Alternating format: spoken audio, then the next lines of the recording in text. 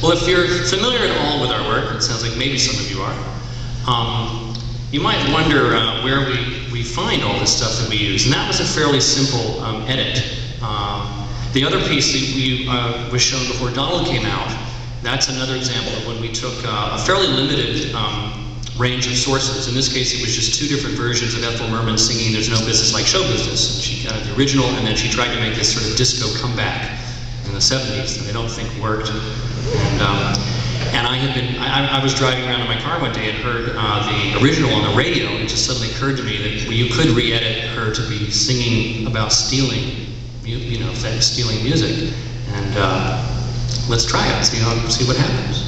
And actually, I forgot to mention that film that went with No Business was a mixture of found footage and original animation, and also faked found footage, where we actually created sets and got actors, and we actually tried to make things that looked like they were things we were found, but they weren't at all. So it was real interesting to us to try and combine those and hopefully make it hard for you to tell which is which. And that film was made working with a filmmaker from Minneapolis whose name is Jim Cladman. Anyway, so a lot of people do wonder about, where do we find all this stuff? And I think kind of one of our secret weapon, our secret Negativland archive, comes from this weekly radio show we've been doing since 1981 on KPFA in Berkeley, California. It's called Over the Edge.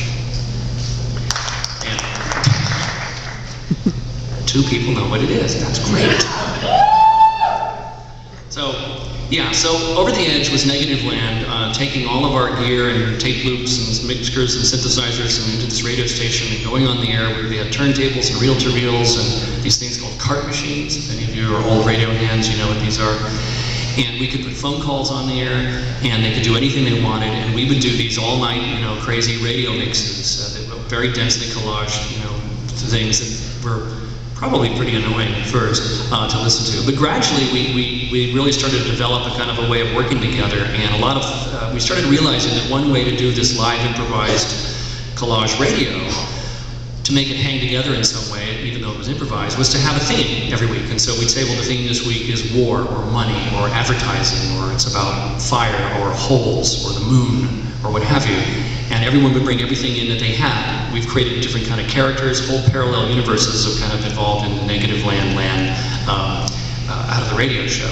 And the radio show also became this incredible laboratory for us to try out all kinds of new ideas and sort of see what worked.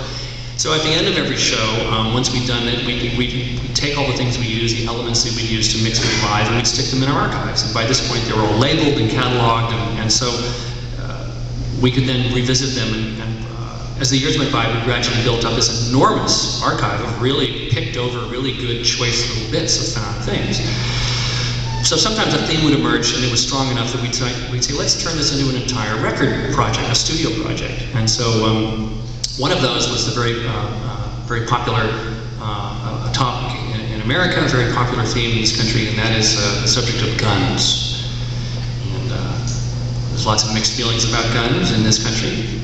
And so we ended up at some point deciding maybe we could actually make a record about it that we decided to call Guns, and ended up making a short audio piece around this.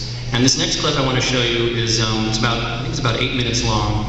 And again, technically very simple what's being done here with video. There's no fancy video effects or animation in this particular short. But I really think it adds a whole subtext to the audio collage and cut-up, which is taken from lots and lots of different film soundtracks mixed in with our original music.